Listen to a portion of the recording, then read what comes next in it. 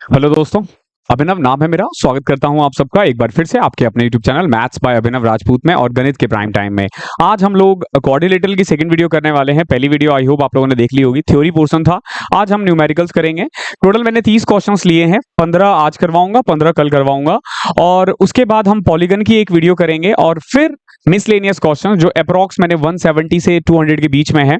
अभी कितना है मैं नहीं बता सकता हूं, लेकिन 170 से 200 के बीच में है और अभी तक जितने हो चुके हैं ये इसके अलावा है। ओके, अगर आप इतना कर लेते हो तो आई कैन गारंटी कि ज्योमेट्री में कभी कोई गलत नहीं होगा, चाहे क्वेश्चंस लेवल कैसा भी आ जाए, कैसा भी पेपर आ जाए, आप सारा कर लोगे। ओके, तो क्लास को आगे बढ़ाने से पहले आप ई मॉक ऐप आपको पता ही है, 40 एसएससी मॉक आपको 99 रुपीज में मिल जाएगा। डिस्क्रिप्शन में लिंक है। और इस मॉक की खासियत क्या है, इसका मैथ्स का सॉल्यूशन मैं खुद प्रोवाइड करता हूं और ये मेरी निगरानी में ही बनता है, तो इसका लेवल इस तरीके से सेट हो रखा है कि धीरे धीरे धीरे धीरे ऊपर चढ़ेगा ये। तो थैंक यू सो मच। आगे बढ़ते हैं हम और क्लासेस की पीडीएफ के लिए टेलीग्राम चैनल मैथ्स बाय अभिनव राजपूत और मुझसे जुड़ने के लिए इंस्टाग्राम मैथ्स बाय अभिनव राजपूत, दोनों पे ही मैं आपको मिल जाऊंगा। ओके, तो चलते हैं, फिर स्टार्ट करते हैं। आज का पहला क्वेश्चन हमारा, देखो क्या दे रखा है। एक क्वाड्रिलेटरल है, ठीक है, एक बेसिकली चतुर्भुज है। इसके चारों एंगल का ना रेशियो दे रखा है। क्या है रेशियो? 1, 2, 3 और 4। ठीक है, अब आपको बताना है कि ये कौन सा क्वाड्रिलेटरल है। सबसे पहले तो देखो 4 3 2 1 यानी कि 10, और ये एक्चुअली में किसके इक्वल होता है? 360 के इक्वल है। तो अगर मैं इसको 360 10 की वैल्यू है तो 1 की कितनी हो जाएगी? 36 ना। तो अगर मुझे एंगल में लिखना हो तो इसको 36, ये 72, ये 108 और ये 144। ठीक है, अगर मुझे क्वाड्रिलेटरल बनाना हो तो ऐसे बनेगा, ये ए बी सी और डी। एंगल ए है हमारा 36 डिग्री, एंगल बी है 72 डिग्री, एंगल सी है 108 डिग्री और एंगल 4 है 144 डिग्री। ठीक है, तो इनमें से आपको बताना है कि ये पैरेललोग्राम है, ट्रेपेजियम है, रेक्टेंगल है या रोम्बस है। ठीक है, देखो रेक्टेंगल की ना एक खासियत होती है कि सारे एंगल 90 डिग्री होते हैं, तो ये तो नहीं हो सकता। ठीक है, तो रेक्टेंगल तो यहीं से उड़ गया, एक तरह से रेक्टेंगल पॉसिबल नहीं है। अब पैरेललोग्राम को कैसे पहचानोगे? पैरेललोग्राम क्या ना, जो एडजेसेंट एंगल्स होते हैं ना उनका सम 180 होता है। एडजेसेंट एंगल बोले तो 36 प्लस 144 180, 36 प्लस 72 108। 180 तो नहीं हो रहे, यानी कि angle A plus angle B या फिर angle A plus angle C 180 होना चाहिए, तो पैरेललोग्राम भी नहीं हो सकता। अब आ जाते हैं रोम्बस। ठीक है, रोम्बस की खासियत क्या होती है कि चारों साइड्स इसके बराबर होते हैं, चारों साइड्स बराबर होते हैं और डायगोनल कहां इंटरसेक्ट होता है? 90 डिग्री पे। ठीक है, लेकिन रोम्बस की एक खासियत और होती है कि ये ना पैरेललोग्राम भी होता है। ठीक है, रोम्बस जो होता है वो पैरेललोग्राम भी होता है। तो अगर पैरेललोग्राम ही नहीं है तो ऑब्वियस सी बात है, रोम्बस भी नहीं होगा, रेक्टेंगल भी नहीं होगा। इससे तो साफ साफ खासियत है, क्योंकि पैरेललोग्राम होगा तो ही वो रेक्टेंगल या रोम्बस हो सकता है।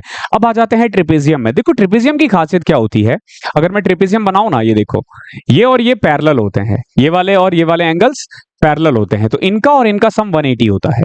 ठीक है, जैसे एंगल ए और एंगल बी का सम 180 होगा, सी और डी का सम 180 होगा, बी डी के इक्वल होगा, सी ए के इक्वल होगा, आप ऐसे कह सकते हो। ठीक है, तो बेसिकली इसको आप ऐसे देखोगे कि जो एंगल ए और एंगल डी बी है, एंगल ए और एंगल बी है, इसका सम कितना होना चाहिए? 180 होना चाहिए। कितना होना चाहिए? 180। ट्रेपेजियम की यही खासियत होती है कि देखो ये और ये बेसिकली 180 हो, एंगल ए और एंगल बी। तो इसमें अगर मैं देखूं तो हम ना, ये जैसे फॉर एग्जांपल पैरेलल कौन सा है हमें ये नहीं पता, पैरेलल कौन सा हमें ये नहीं पता, बट यहां देखो 72 प्लस 78 80 है और 36 प्लस 144 180 है। दिख रहा है? 36 और 144 80 है, 72 और 8 180 है।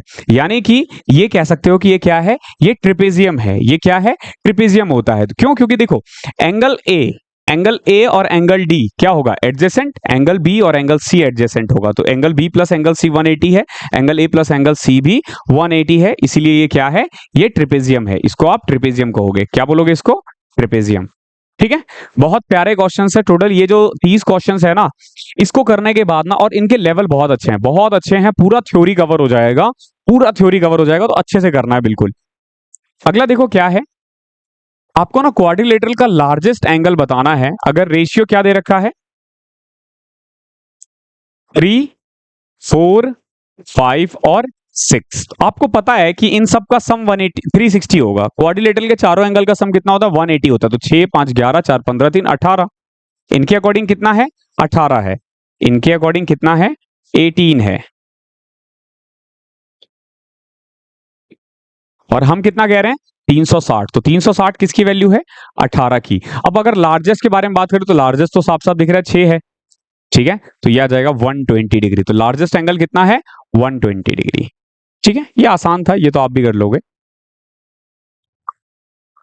अब कुछ अच्छे अच्छे क्वेश्चन स्टार्ट होंगे, दिमाग लगाना और जो जो मैं बोलूंगा अपना जो नोटबुक बना रखा है उसमें नोट करते रहना। ठीक है, आपने थ्योरी के नोट्स बना रखे ना, क्योंकि बहुत सारी प्रॉपर्टीज है जो क्वेश्चंस करते करते आएगा। ठीक है, ए बी सी डी एक पैरेललोग्राम है, तो कभी भी पैरेललोग्राम आए तो ये मैंने फिगर बना दिया, ये ए है, ये बी है, ये सी है और ये डी है। ओके है। P and Q are on the points of the diagonal A C. एक ए सी एक पॉइंट है। ठीक है, इस पे ना दो पॉइंट है पी और क्यू। ठीक है, एक मान लो P है और एक Q है, और इस तरीके से है ना कि AP QC के बराबर है। AP और QC बराबर है, ध्यान रखना AP और QC बराबर है। तो अब आपसे पूछा है डायगोनल BPDQ क्या होगा? आई मीन क्वाड्रिलेटरल BPDQ क्या होगा? समझना इस चीज को, ये B है, ये P है, ये D है, ये Q है। आपसे पूछा है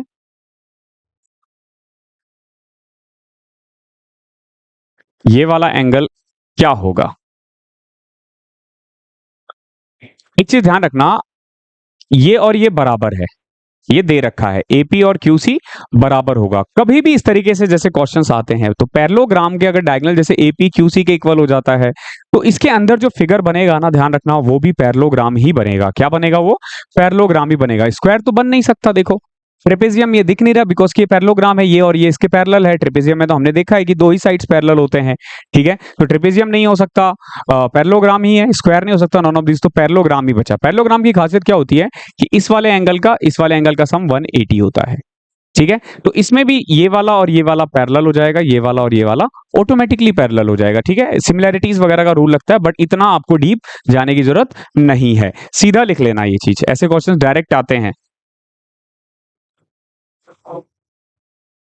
एक पैरेललोग्राम है ए बी सी डी। देखो ए बी सी और डी क्या है? ए बी सी डी एक पैरेललोग्राम है, समझना। Bisector of consecutive angle A and B intersect at P. देखो इसका बाइसेक्टर और इसका बाइसेक्टर कहां मिल रहा है? पी पे मिल रहा है। Find the measure of A P B. बताओ ए पी बी कितना होगा? ये वाला एंगल बताना है आपको कितना होगा, बताओ क्या होगा। अच्छा एक बात बताओ, इसका और इसका सम हमेशा 180 होता है, ये तो पता है पैरेललोग्राम में। जैसे अगर ये 60 हुआ तो ये 120, ये 90 हुआ तो ये भी 90, ये 30 हुआ तो ये 150, ऐसे ही होगा ना। तो अगर इसका बाइसेक्टर और इसका बाइसेक्टर को जोड़े, फॉर एग्जांपल देखो angle A plus angle B कितना है? 180 है। ओके, और क्या मैं ये कह सकता हूं एंगल ए का हाफ, एंगल बी का हाफ प्लस में एंगल पी, ये भी 180 होगा?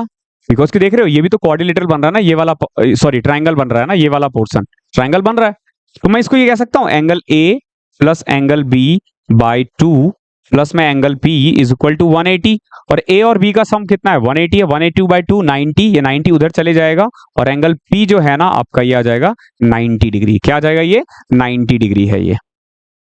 ओके, बहुत अच्छा क्वेश्चन है ये, बहुत अच्छा क्वेश्चन है। क्वेश्चन नंबर 4 भी हो गया।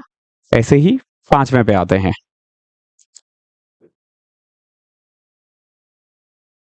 देखो A B and C D are two parallel lines. A B और सी डी दो पैरेलल लाइंस है, समझना है, मैं फिगर बना रहा हूं यहां पे।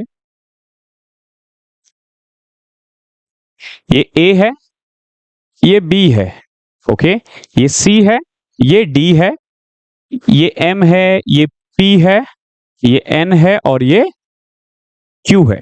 ये दे रखा है। ओके, ये दे रखा है। और क्या दे रखा है कि ए बी सी डी से पैरेलल है। ओके, और पी क्यू जो है ना वो इंटरसेक्ट कर रहा है ए बी और सी डी को एम और एन पे। ओके, कोई दिक्कत? The bisector of interior angle form a quadrilateral. देखो अब देखो इसका बाइसेक्टर, इंटीरियर एंगल का बाइसेक्टर, इसका बाइसेक्टर, इसका बाइसेक्टर, इसका बाइसेक्टर और इसका बाइसेक्टर। ठीक है, ये बाइसेक्टर्स है, तो ये ना एक क्वाड्रिलेटरल बना रहे हैं। ठीक है, ये क्वाड्रिलेटरल क्या होगा बताओ? ये क्वाड्रिलेटरल क्या होगा? रेक्टेंगल, स्क्वायर, पैरेललोग्राम या नन ऑफ दीज? ठीक है, देखो पैरेललोग्राम तो ऑब्वियस सी बात है होगा ही होगा, ठीक है, चाहे रेक्टेंगल है या स्क्वायर है तो पैरेललोग्राम तो होगा ही होगा। ठीक है, अब देखो कि क्या पॉसिबिलिटीज है। इस एंगल और इस एंगल का सम कितना होगा? पूरा एंगल, अगर मैं पूरा एंगल देखूं, ये इस वाले फिगर का देखो, ये वाला जो पूरा एंगल है, ये वाला, ये क्या होगा? 180 ना। अगर मैं इसका भी बाइसेक्टर और इसका भी बाइसेक्टर कर दूं तो ये कितना बन जाएगा? 90 ना। यानी कि ये कितना है? ये 90 है। इसमें तो कोई दिक्कत नहीं है ना। ये भी 90 होगा, ये भी 90 होगा ना। ये 90 है तो ये भी 90 होगा। अब एक ऑब्वियस ही बात है, ये पैरेललोग्राम तो बन ही रहा है, ऑब्वियस ही बात है, ये और ये, क्योंकि पैरेलल है तो बाइसेक्ट करने वाला भी पैरेलल ही बनेगा, तो ऑटोमेटिकली ये भी 90 हो जाएगा और ये भी 90 हो जाएगा, यानी चारों एंगल 90 है। तो चारों एंगल अगर 90 है तो वो क्या होगा? वो रेक्टेंगल होगा। एक चीज हमेशा ध्यान रखना, कभी भी क्वेश्चन में ना स्क्वायर और रेक्टेंगल दोनों ही ऑप्शन आए, ठीक है, तो रेक्टेंगल टिक कर देना, क्योंकि स्क्वायर भी एक रेक्टेंगल है। और यहाँ साइड का नहीं पता चल रहा हमें कि साइड बराबर है या नहीं है। या इसको ऐसे भी देखो कि ये वाला और ये वाला एंगल का सम 180 है, इस वाले का और इस वाले का, तो इसका बाइसेक्टर 90 होगा, इन दोनों का सम, तो ऑटोमेटिकली ये भी 90 हो जाएगा ना। यानी अगर चारों एंगल 90 डिग्री है तो ये ऑब्वियस है क्या होगा? ये एक रेक्टेंगल ही होगा। पूरा थ्योरी है ये, अभी तक हम जो कर रहे हैं ना, ये फुल थ्योरी है।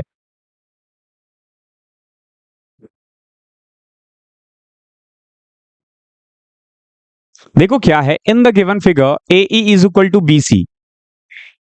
ए ई बी सी के इक्वल है, ध्यान रखना, ये वाला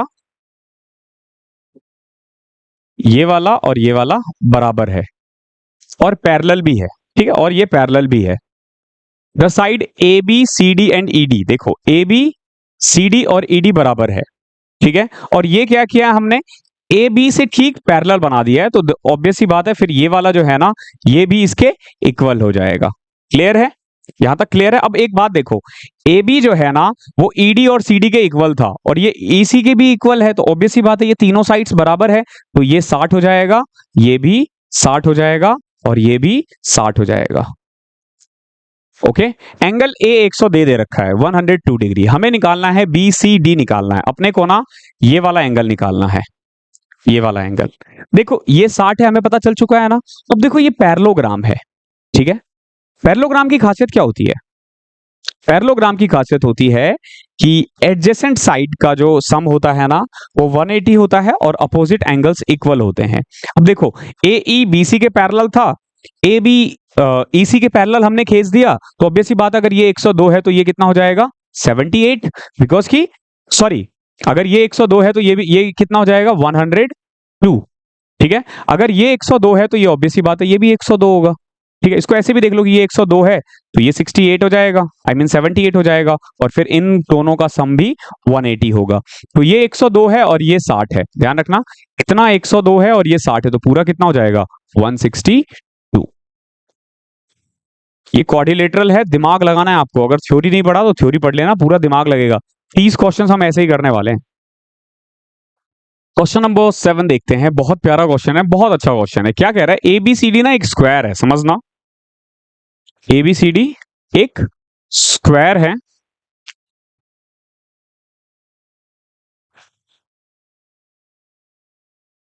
ठीक है, ये स्क्वायर है, ध्यान रखना, ठीक है, एबीसीडी एक स्क्वायर है। A is joint to a point P on BC, BC पे एक पॉइंट है, ए को उससे मिला दिया गया है। सेम बी ए बी पे एक पॉइंट है क्यू और उससे डी को मिला दिया गया है, ठीक है, और एपी डी क्यू के बराबर है। ध्यान रखना गिवन क्या है? एपी और डी क्यू बराबर है, ये गिवन है, और एपी और डी क्यू एक दूसरे को आर पे इंटरसेक्ट हो रहा है, तो अब बताना है आपको, ये आर है, जैसे डी आर पी, ये कितना होगा, ये निकालना है आपको। कैसे निकालोगे? देखो ये स्क्वायर था, यानी कि ये वाला एंगल 90 है, ये वाला एंगल भी 90 है, ये वाला एंगल भी 90 है, ये कंफर्म है, ये कंफर्म है। अब देखो इसको कैसे निकाल सकते हो अपनी मर्जी से ना। एक तो एपी डी क्यू के बराबर है, ये भी ध्यान रखना, एपी डी क्यू के बराबर है, ये और ये भी बराबर है। अपनी मर्जी से ना कोई भी एक एंगल मान सकते हो, ठीक है, मतलब एज्यूम करके भी कर सकते हो, अदरवाइज ये ना कॉन्ग्रुएंसी या सिमिलरिटीज प्रूव करके भी हो सकता है। फॉर एग्जाम्पल देखो देखो, ए बी ए डी के इक्वल है, अगर आपने ट्राइंगल किया है तो ए पी डी क्यू के बराबर है और एंगल ए एंगल बी बराबर है, यानी side angle side angle side या एंगल साइड साइड से इसको आप इक्वल प्रूफ कर सकते हो। ठीक है, यानी कि ये करने के बाद होगा क्या कि एंगल ए एंगल बी के इक्वल हो जाएगा। ठीक है, एंगल ए एंगल बी के इक्वल है, एंगल पी एंगल क्यू के इक्वल हो जाएगा और बच क्या गया ए डी क्यू ना, ए डी क्यू किसके बराबर हो जाएगा, एंगल पी ए बी के बराबर हो जाएगा। ठीक है, ये बेसिकली प्रूव हो जाएगा जब आप इन दोनों को सिमिलर या कॉन्ग्रुएंट प्रूव कर देते हो। तो अब हम क्या करते हैं ना, इसको एज्यूम कर लेते हैं ये 60 है, अगर ये 60 है तो ये 30 होगा, ये तो कंफर्म है ना, तो ये भी 60 होगा, फिर ये भी कंफर्म है। अब देखो एक बात करो, ये 60 है ये 30 है तो ये कितना हो जाएगा 90। अगर ये 60 है ये 30 है तो 90 है, तो ये कितना हो जाएगा, ऑब्वियस सी बात है अपोजिट एंगल है ना, अपोजिट एंगल है। अगर ये वाला एंगल 90 है तो ये वाला एंगल भी तो 90 हो जाएगा ना, और यही इसका आंसर है। ठीक है, 90। ऐसे क्वेश्चंस बहुत आते हैं एग्जाम में, बहुत ज्यादा। ठीक है, थोड़ा सा आपको टिपिकल लग सकता है क्योंकि ये टॉपिक ही ऐसा है, लेकिन अगर आप थ्योरी को स्ट्रांग रखोगे तो सारे क्वेश्चंस हो जाएंगे। ठीक है, और इसमें एज्यूम पावर को बढ़ाओ, जितना एज्यूम कर सकते हो एज्यूम करो। सो क्वेश्चन नंबर 8 देखते हैं, बहुत प्यारा क्वेश्चन है, बहुत प्यारा क्वेश्चन है। क्या कह रहा है, a point x inside a rectangle P Q R S. एक रेक्टेंगल है से पी क्यू आर और एस। ठीक है, इनके बीच में ना एक पॉइंट है, कहीं पे भी हो सकता है, मर्जी आपकी, कहीं पे भी मान लो मैं यहां मान लेता हूं ये एक्स। ठीक है, इसको मिला दो सबसे। ठीक है, अब आपको बताना है कि इनमें से कौन सा फॉलो करता है। ठीक है, अब ये कैसे निकालोगे, ये it's totally depend on you कि कैसे आप इसको अप्रोच करते हो। ठीक है, देखो मैं कैसे मान के चल रहा हूं, मैंने क्या मान लिया, इसको मान लिया मैंने 10, इसको मान लिया 20, कोई दिक्कत, इसको मैंने 10 मान लिया, इसको मैंने 20 मान लिया। और ये जो एक्स पॉइंट है ना, ये जो एक्स पॉइंट है ना, ये मैं मान लेता हूं इससे 6 मीटर ऊपर है। कितना मीटर ऊपर है, 6 फीट या 6 सेंटीमीटर ऊपर है। तुम 3 मान लो, 2 मान लो, 4 मान लो, जो मानना है मान सकते हो। ठीक है, अब एक बात बताओ, ये 20 है तो ये भी 20 हो जाएगा, ये 10 है तो ये भी 10 हो जाएगा। अब क्या मैं यहां से सबका एरिया निकाल सकता हूं? देखो थ्योरी पोर्शन में जाओगे ना, बहुत इन डेप्थ घुस जाओगे, बहुत इन डेप्थ घुस जाओगे। हमें ना इतना डेप्थ घुसने की जरूरत नहीं है, मैथ्स को थोड़ा इजी बना के रखना है। ठीक है, अब एक बात बताओ, ये 6 है, इधर से भी कुछ मानना पड़ेगा, इधर से मैं क्या मान लू, 12 मान लेता हूं। ठीक है, अब देखो अगर ये 6 है तो ये 4 है, ये क्लियर है ना, क्योंकि पूरा 10 था, और ये अगर 12 है तो ये 8 है। अब अगर मैं इससे एरिया निकालने की कोशिश करूं ना, देखो हमारे पास ना 4 पोर्शन है, हमारे पास टोटल 4 पोर्शन आया है। एक ये वाला पोर्शन जिसका एरिया हो जाएगा 12 गुना में 10, 20 बटे में 2, 60। कितना, 60। ठीक है, दूसरा एरिया आ जाएगा हमारा ये वाला, जिसका एरिया हो जाएगा 20 गुना में 6, 120, 120 बटे में 2, 60। क्लियर है, ये भी 60 आ गया है। ओके, 20 इंटू में 6, 120 बटे में 2, 60। अब देखो तीसरा, देखो क्या है, तीसरा हमारा आ गया ये वाला, ये कितना आ जाएगा, 10 गुना में 8, 80 बटे में 2, 40। क्लियर है, और चौथा हमारा आ जाएगा मान लो ये वाला। ठीक है, ये वाला, अच्छा ये थोड़ा सा, 20 गुना में 4, 80 बटे में 2, 40। क्लियर है, ये हमने ये 40 40, ये 60 आया, ये भी 60 आया है। अभी क्या है कि सेटिस्फाई अगर हो रहा है तो वेल एंड गुड है, नहीं हो रहा है तो हम इसको फिर से चेंज कर देंगे। देखो कैसे, area of P S X, हमारे अकॉर्डिंग पी एस एक्स का एरिया कितना आया है, 60। हमारे अकॉर्डिंग पी एस एक्स का एरिया कितना है, 60 is equal to R X Q, R X Q का एरिया तो 40 आया है, तो ये तो गलत हो गया, पहला वाला गलत। दूसरा वाला देखो, पी एस एक्स जो बेसिकली 60 आया था, और पी एक्स क्यू, पी ये रहा एक्स, ये रहा क्यू, तो ये कितना आया है, 40 आया है, is equal to R S X कितना आया है, 60, प्लस में आर क्यू एक्स, ये कितना आया है, 40 आया है। यानी देखो यहां पे ना सेकंड वाला सेटिस्फाई हो रहा है, 100 इज इक्वल टू 100 है। ठीक है, दोनों में ही 100 100 आ गया। अब तीसरा वाला देखते हैं, पी एक्स एस कितना है, 60, प्लस में आर एक्स क्यू कितना आ रहा है, 40, is equal to P S X, ये कितना आया है, 40, प्लस में 60। अब देखोगे तीसरा भी सेटिस्फाई हो रहा है, दूसरा भी सेटिस्फाई हो रहा है और तीसरा भी सेटिस्फाई हो रहा है। दो तो नहीं हो सकता ना, दो कभी भी सेटिस्फाई नहीं होना चाहिए। तो हम क्या कर सकते हैं, हम ना वैल्यू चेंज करते हैं। कैसे? जैसे ये 6 माना था ना, अगर 6 ना मान के अगर मैं इसको 8 मान लेता तो, अब देखो अगर मैं 8 मान लूं तो 20 गुना में 8 कितना होता है? 160। 160 बटे में 2, 160 बटे में 2 कितना होता है? 80। अगर ये 8 माना था तो ये ऑब्वियस सी बात है, ये 2 हो जाएगा। तो ये वाला एरिया कितना आ गया? 20। 20 गुना में ये 2 हो जाएगा। ठीक है, अब ऐसे ही देखो, ये हमने 8 मान लिया था, इसको हमने कुछ अभी भी इसको यही रहने देते हैं, ये 12 ही चलने देते हैं, ये 12 ही है। अब देखो, अब अगर मैं ऊपर वाले में पुट करूं ना, देखो 60, पीएसएक्स कितना था हमारा? अभी भी पीएसएक्स 60 ही है। ठीक है, और पीएक्सक्यू कितना है? पीएक्सक्यू हमारा 20 है। दूसरे वाले में देखो, एक बार फिर से मैं सेकंड और थर्ड में पुट कर रहा हूं, देखना। पी एस एक्स कितना आ रहा है? 60। यहां पे भी पी एक्स एस 60 ही आ रहा है। प्लस में area of P x Q, P x Q कितना आ रहा है? 20। क्या यहां पे कहीं है पी एक्स क्यू? यहां पे पी एक्स क्यू यहां है, प्लस में 20। आगे देखो, आर एस एक्स, आर कहां है? ये है, एस ये रहा, एक्स ये रहा, तो इसका एरिया कितना आया है? 80। प्लस में यहां पे है कहीं एस आर एक्स है, ये रहा देखो 80। प्लस में R Q X, R Q X हमारा कितना है? 40 में। अब देखो जरा गौर से, ये 80 आ रहा है और ये 120 आ रहा है। ये अगर इसे देखोगे, यहां पे अगर अभी मैं 40 पुट कर दूं, ये अभी भी देख सकते हो आप 100 आ रहा है, और ये 80 प्लस 20 100 आ रहा है। यानी ऑप्शन नंबर 3 जो है ना, वो हमेशा सेटिस्फाई होगा, हमेशा सेटिस्फाई होगा। लेकिन क्या इसको याद करना है? बिल्कुल भी नहीं, बिल्कुल भी याद नहीं करना है इसको। एक बार पीछे से जाके देखो, और अब जो मैं बोल रहा हूं इसको हमेशा डायरेक्ट ध्यान रखना। जैसे फॉर एग्जाम्पल, ये एक रेक्टेंगल ले लो या स्क्वायर ले लो, और कोई भी एक पॉइंट ले लो, समझ रहे हो? ये वाला पॉइंट। अब ना, जैसे ये 1 है, ये 2 है, ये 3 है, ये 4 है, इसका और इसका सम 1 प्लस 2 जो होगा ना, वो हमेशा 3 प्लस 4 के इक्वल होगा। ठीक है, ये हमेशा इक्वल होगा। इससे पहले जो भी मैंने बताया था वो बस समा बांधने के लिए बताया था।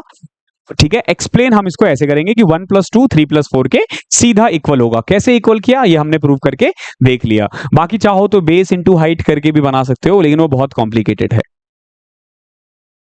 9 देखो क्या है, एबीसीडी एक पैरेललोग्राम है और डीए भी 30 है। देखो ए बी सी और डी क्या है?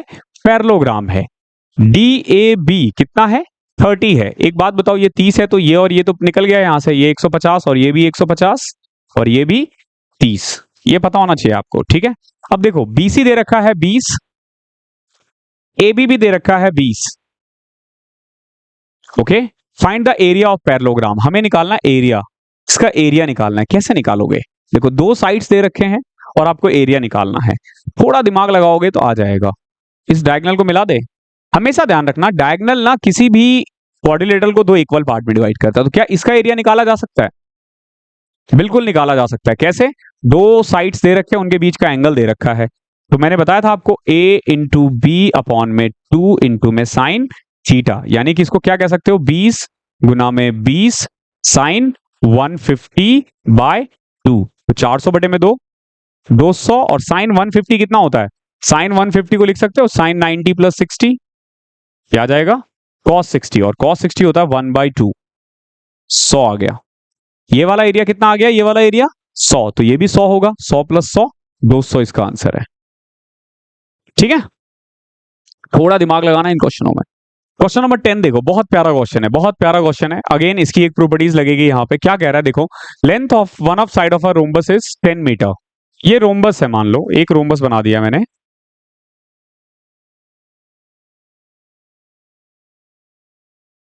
ठीक है, जिसके सारे साइड्स कितने हैं? 10 10 10 और 10, और एक डायगोनल जो है ना वो 12 मीटर है। एक डायगोनल 12 मीटर है, ए बी सी और डी। ओके, आपको ना दूसरा वाला डायगोनल निकालना है। ठीक है, रोम्बस की एक खासियत होती है, ध्यान रखना, रोम्बस की ना एक खासियत होती है क्या, कि उसके सारे साइड्स बराबर होते हैं। क्या होते हैं? सारे साइड्स बराबर होते हैं। तो क्या एक बात बताओ, मैं ये लिख सकता हूं कि D1 का स्क्वायर, जैसे मान लो ये वाला डायगोनल है तो दिस स्क्वायर, अगर मैं इसको ऐसे देखूं तो ऐसे भी तो बना सकता हूं ना मैं। ये डी डायगनल है, ये ए है, ये भी ए है, तो क्या मैं ये नहीं लिख सकता d1 square is equal to A square plus में बी स्क्वायर? और क्योंकि इसमें दोनों साइड्स बराबर है तो A square plus A square यानी कि मैं क्या लिख सकता हूं 2a स्क्वायर। ऐसे ही मैं d2 स्क्वायर के भी लिख सकता हूं यही, ठीक है। और अगर मैं इसको ऐड कर दूं तो d1 का होल स्क्वायर प्लस में d2 का whole square is equal to 4a square. ये प्रॉपर्टीज होता है किसका? रोम्बस का, ठीक है, पाइथागोरस थ्योरम लगा के। तो d1 कितना है हमारा 12, 12 का स्क्वायर कितना होता है 144। d2 हमें पता नहीं है, 4 इंटू में a स्क्वायर, a यानी 10 का स्क्वायर 100 है। अब देखो यहां से d2 स्क्वायर आ जाएगा 256, तो d2 आ गया 16। दूसरा वाला डायगोनल कितना है 16 मीटर। ये इसका आंसर है। बहुत प्यारा क्वेश्चन है, दिखने में इजी लग सकता है लेकिन होते नहीं है ये क्वेश्चन। ये तभी कर पाओगे जब आपने ये क्वेश्चन अच्छे से सॉल्व कर रखा है पहले तो। 11वां देखो क्या है, एबीसीडी एक पैरेललोग्राम है और बीडी डायगोनल है। ए बी सी डी क्या है ये एक पैरेललोग्राम है, बीडी डायगोनल है, बी ए डी 65 है। देखो बी ए डी कितना है 65 है, तो ये भी 65 होगा, इसमें तो कोई दिक्कत नहीं है ना। डी बी सी 45 है, देखो डी बी सी ये कितना है 45। एक बात बताओ, ये 65 है ये 45 है, तो ये कितना हो जाएगा 60, क्योंकि फन तो ट्राइंगल ही रहा है ना, ठीक है। अब ये 65 है, क्या पूछा आपसे? वैसे आपसे पूछा बी डी सी कितना होगा, 60 आ गया सीधा, और कुछ निकालने की जरूरत है ही नहीं। 65 5 70 सॉरी 70 आएगा ये। 65 प्लस 45 110 होता है, ठीक है। तो 110 प्लस 70 180 होता है, तो 70 आ जाएगा, ठीक है। अब इससे ना सारे ही एंगल्स निकाले जा सकते हैं, ध्यान रखना कैसे। देखो ये 65 था तो ये पूरा कितना होता है 115 ना, तभी तो 180 सम होता है ना। तो ये 45 है तो ये कितना आ जाएगा 70, ठीक है। सेम एज ये 45 आ जाता, सारे ही आ चुके हैं, कोई भी एंगल निकाला जा सकता है। एबीसीडी एक पैरेललोग्राम है, पी और क्यू जो है ना वो सेंट्रॉइड है ट्राइंगल ए बी डी और बी सी डी का। देखो मैंने क्या बना दिया, पहले तो मैंने ना एक पैरेललोग्राम बना दिया। ये आप देख रहे होंगे कि मैं पैरेललोग्राम जो है ना बार बार रेक्टेंगल स्क्वायर शेप का ही बनाता हूं, मैं बना दिया करो, जिसमें आपको लगता है इजी हो वो बनाया करो। क्या कह रहा है ए बी डी ट्राइंगल का ना सेंट्रॉइड है क्या पी, ओके ये वो है। अब हमेशा ध्यान रखना डायगोनल ऐसे ही मिलेंगे हमेशा, और ऐसे ही बी सी डी जो है ना उसका क्या है क्यू है, ठीक है। अब आपको पता है कि इसकी खासियत है ये 2:1 में डिवाइड करता है, सेंट्रॉइड की खासियत होती है ये 2:1 में डिवाइड करता है, ये भी इसको 2:1 में डिवाइड करेगा। तो अब जरा गौर से देखो, एपी अगर 2 है,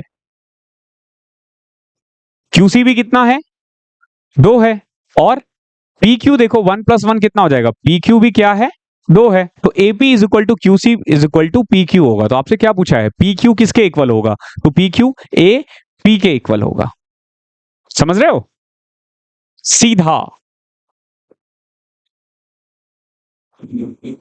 दो पैरेललोग्राम है, दोनों का ना इक्वल बेस है, उनका एरिया क्या होगा समझना। जैसे ये एक पैरेललोग्राम बना दिया मैंने,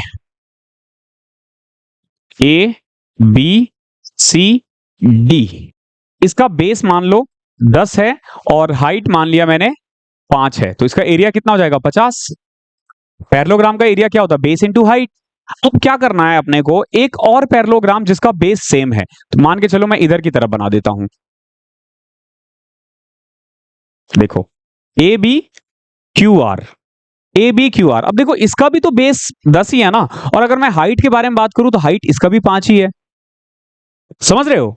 तो अगर दो पैरेललोग्राम दोनों का सेम बेस हो, दो चतुर्भुज अगर दोनों का बेस सेम है तो दोनों का एरिया भी इक्वल होगा। दोनों का एरिया क्या होगा इक्वल होगा, ये चीज ध्यान रखना, दोनों का एरिया भी इक्वल होगा। तो एरिया का रेशियो क्या आएगा 1:1, 1:1, ये चीजें आपको ध्यान रखनी है।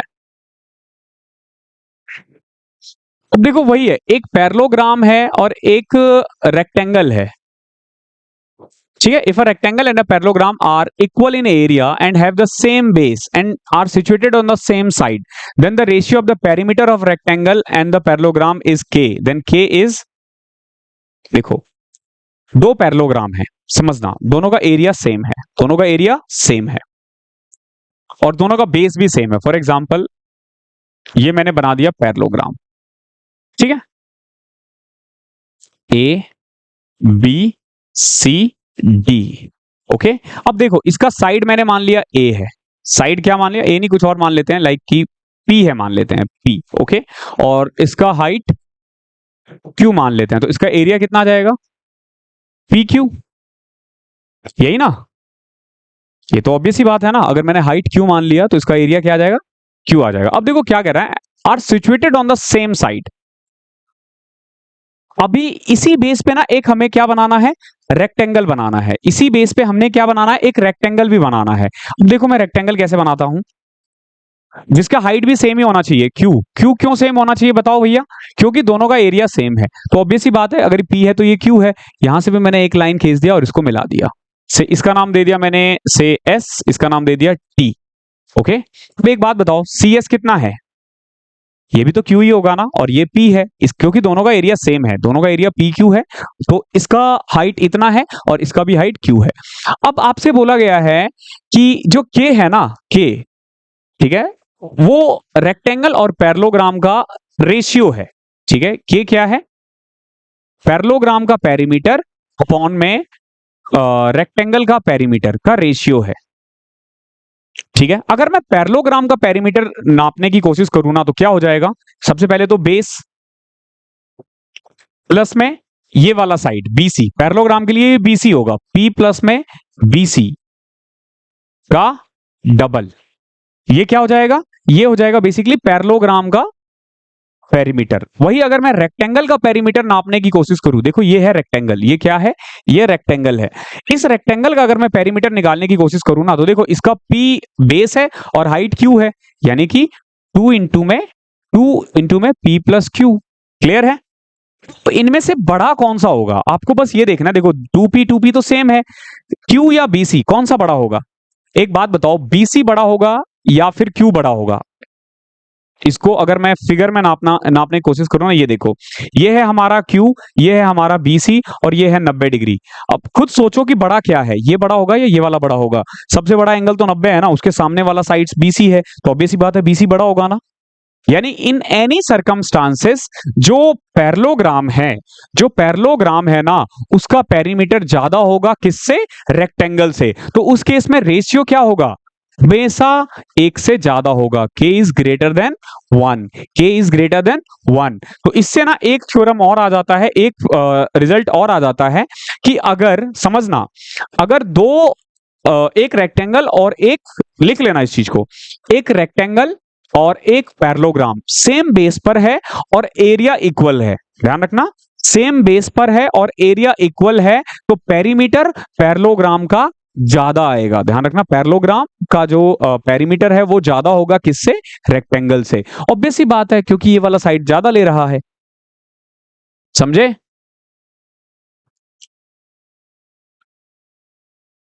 फिफ्टीन देखो, ये बहुत बेसिक्स है। क्या है, if area of a parallelogram with sides L and B is A and there is a rectangle with side L and B is B। देखो एक पैरेललोग्राम है जिसका साइड L है और B है, समझो ये एक पैरेललोग्राम है, इसका साइड L है और दूसरा साइड क्या है, B है, और एरिया कितना है, A है, एरिया है। एरिया क्या होता है, बेस इनटू में हाइट, समझना, ठीक है। तो बेस कितना है हमारा L, हाइट हमें पता नहीं, हाइट P मान ले, कोई दिक्कत। ये किसकी बात हुई है, ये पैरेललोग्राम की बात हुई है। अब देखो एक रेक्टेंगल है, ये रेक्टेंगल है जिसका एक साइड कितना है, L है, दूसरा साइड B है, स्मॉल b, और इसका जो एरिया है ना वो B है, तो B is equal to L into में B हो जाएगा, ठीक है, समझे। अब देखो जरा गौर से देखना इसे, मैंने ना दोनों का एरिया निकाल दिया है। जब मैं दोनों का एरिया निकाला ना, तो पहले वाले का यानी पैरेललोग्राम का एरिया आया है L इंटू पी, ठीक है, और जो B यानी कि एरिया ऑफ रेक्टेंगल आया है वो आया है L इंटू में B।